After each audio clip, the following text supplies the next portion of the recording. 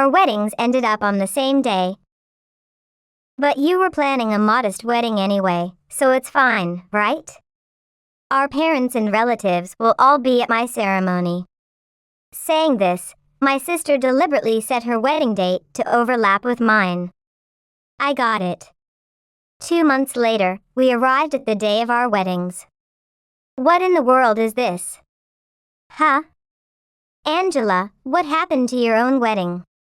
Did you get curious because our reception is such a blast? My name is Megan, a 27-year-old office worker. I've been at this company for 9 years since I graduated high school. Thanks to my tireless working, I've gained a fair amount of recognition at work and I'm enjoying fulfilling days. I've been dating a man named Brian for about 2 years, and he recently proposed to me. I was overjoyed, but out of habit, I ended up asking him, "Are you sure you want to be with someone like me?"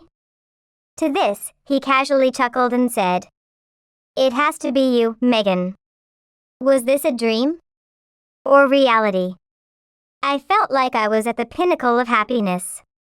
We soon visited his parents to greet. "Megan, it makes us happy to have someone like you as our son's partner." "Thank you for saying that, but I'm the one who's grateful to be getting married." There's no need to be so modest. His parents were very kind, and the marriage greeting went smoothly. However, a remark from his father momentarily stunned me. "I would like to have a proper conversation with your family sometime." Oh, yes. Yes, we really should do the greetings properly between both families. Megan, you don't have to force yourself, okay? Yeah, thanks, Brian. But I'll be okay. My unease had a reason. It was because my family disliked me. I have an older sister named Angela, who is so beautiful that everyone turns to look at her. Since she was beautiful from a young age and acted like a child model, and was a reader model from high school, our parents adored her. On the other hand, I wasn't as cute as my sister, so my parents decided there was no need to spend money on me, and I grew up with very little affection from them. Angela was praised and forgiven for everything, whereas I was allowed nothing. I wasn't allowed to ask for things I wanted, and learning activities were dismissed as a waste of money. My clothes were all hand-me-downs from my sister, and my mother only made my sister's favorite foods, inexplicably giving my sister presents on my birthday too, and they were always nicer and more expensive than mine. I was often told by my parents, "Why can't you be cute like Angela?" And I had many sad experiences.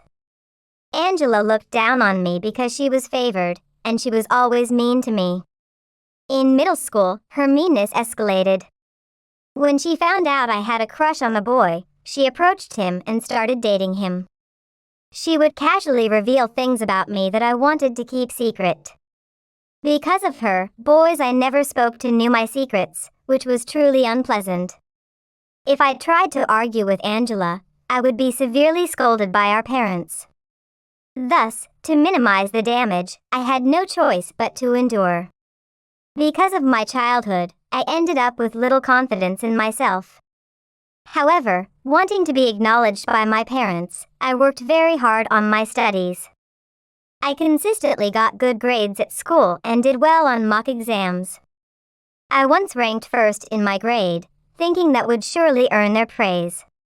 Excited, I reported this to my parents, only to be met with a shocking response. "Don't stand out in weird ways, will you? It would be pitiful for Angela if people thought you were better than her." These words were harsh, even for a child. No matter how hard I tried, I realized my parents would never face me. Everything felt futile, a clear declaration of hopelessness. But I still liked studying, so I continued, intentionally making mistakes during tests to avoid standing out too much, just barely keeping my position around 10th in the grade. Later, I entered the most prestigious high school in my hometown. To convince my parents, I argued that this high school would be cheaper compared to other public high schools because of my low desire to spend money. They allowed it, hearing it was the least expensive option. I thought it was a clever strategy. However, after graduating high school, I wasn't allowed to go to university. "We've wasted enough money on you. Start working and pay us back," they said. I had no choice but to give up on university. As it was a highly competitive school, almost no one chose not to attend college. When my teacher asked why, I explained my family situation, and he looked very sad, saying, "It's a family matter, so I can't do anything. I'm really sorry." My teacher lamented their powerlessness, but just hearing them say that touched me deeply with kindness. Moreover, my teacher helped with my job search, arranging an interview at the company I still work for. When I told my parents I got a job, they showed little interest, only saying, "Just make sure you bring in the money." Disappointed in such parents, I decided to become independent as soon as possible. I saved money while living frugally, and a few years later, I moved out to live on my own.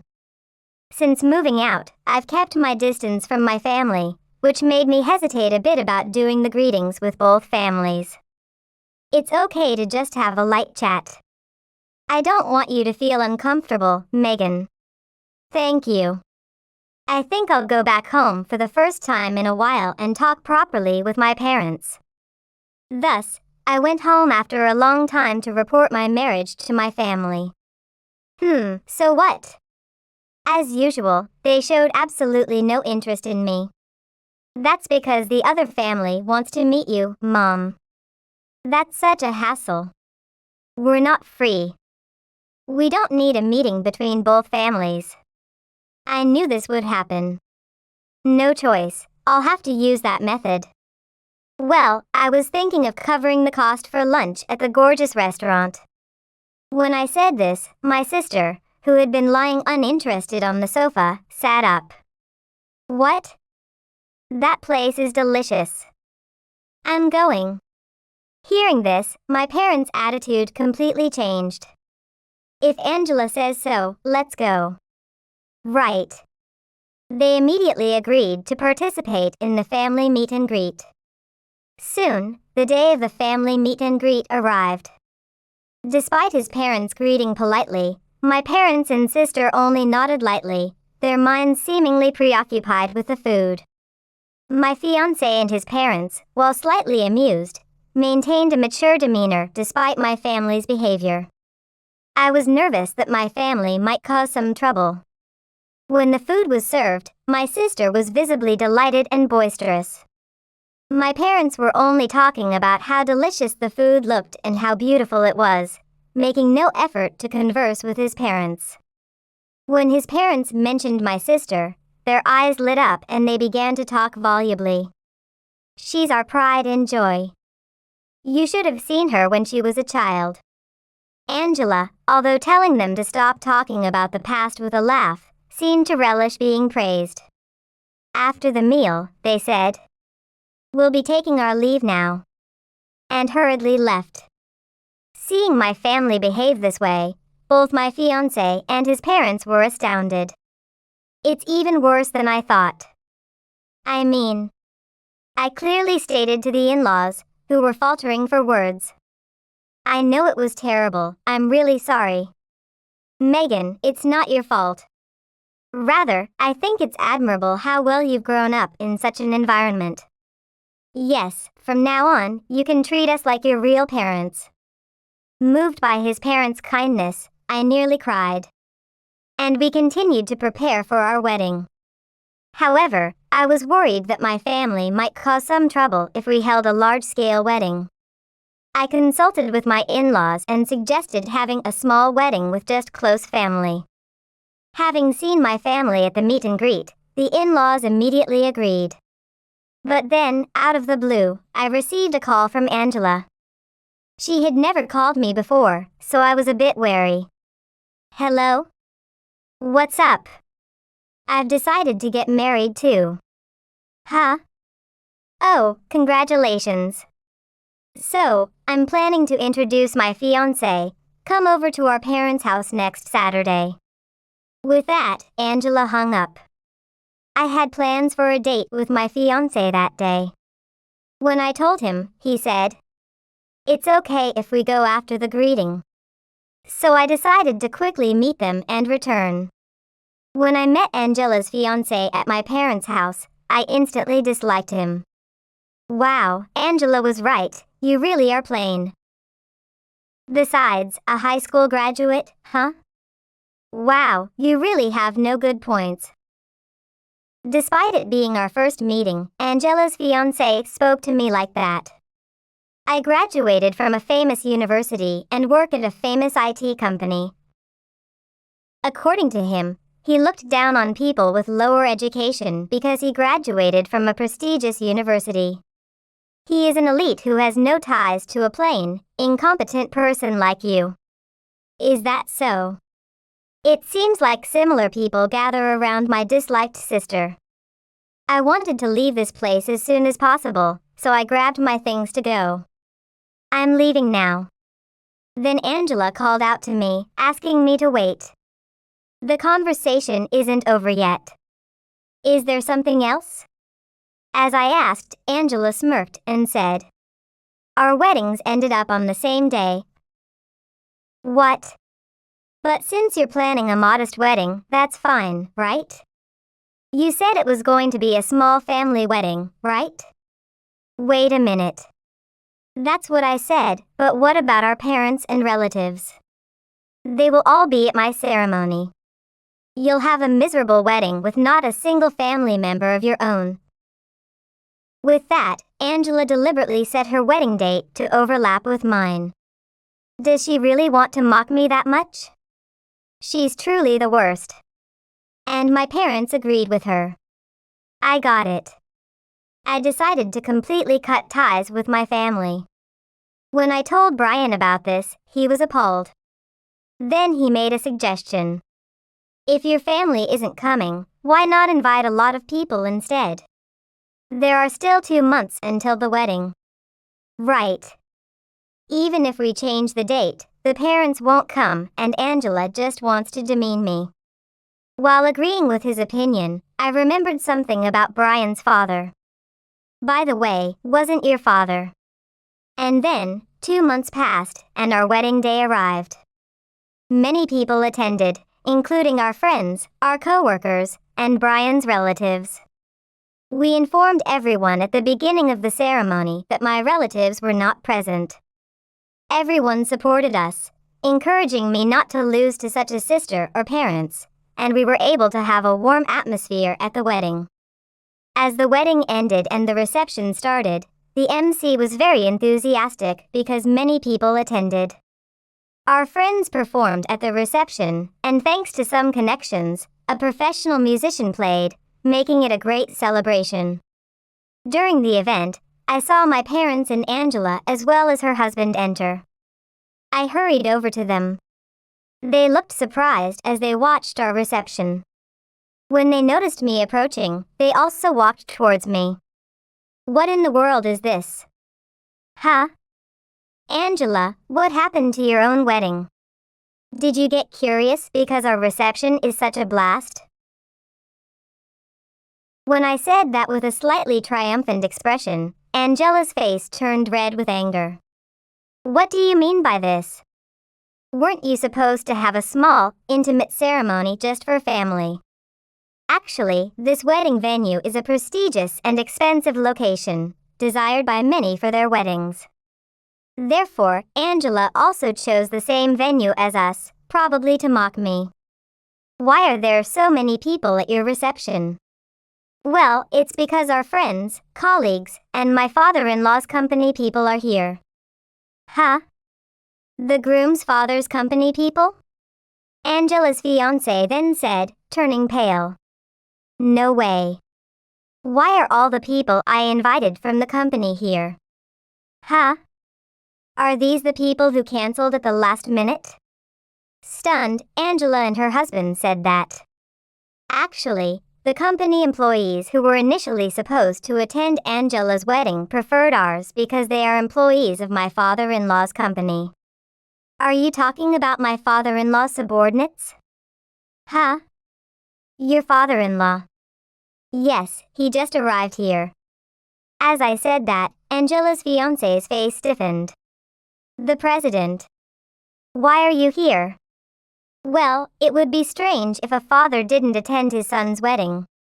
Well, it seems like there were some strange parents around here though. My father-in-law said that, glancing at my parents, who looked embarrassed. It's really disheartening to see how quickly they change their demeanor upon learning that the father-in-law is the company president. By the way, it seems you deliberately scheduled your wedding to coincide with my son's. What was your intention? I had no idea it was your son's wedding.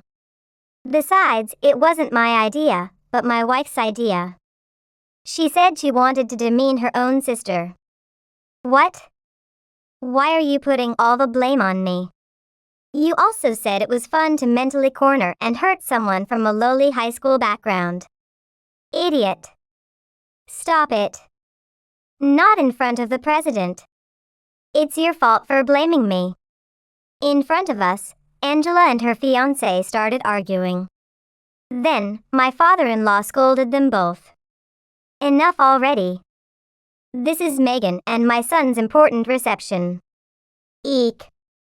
Angela's fiancé fled as if escaping, followed by Angela in her wedding dress. Megan. As your parents, we have always thought highly of you. Since we are here, maybe we'll join the reception. Angela's wedding reception had many empty seats as all the groom's work colleagues had canceled to attend ours. Naturally, Angela was concerned, and even her friends and the groom's friends chuckled, making her the butt of the jokes. Proud as my parents are, they were embarrassed and furious, which seems to have driven them to try and ridicule our wedding. We always thought Megan was more reliable. Yeah, indeed. I felt chills hearing my parents suddenly praising me.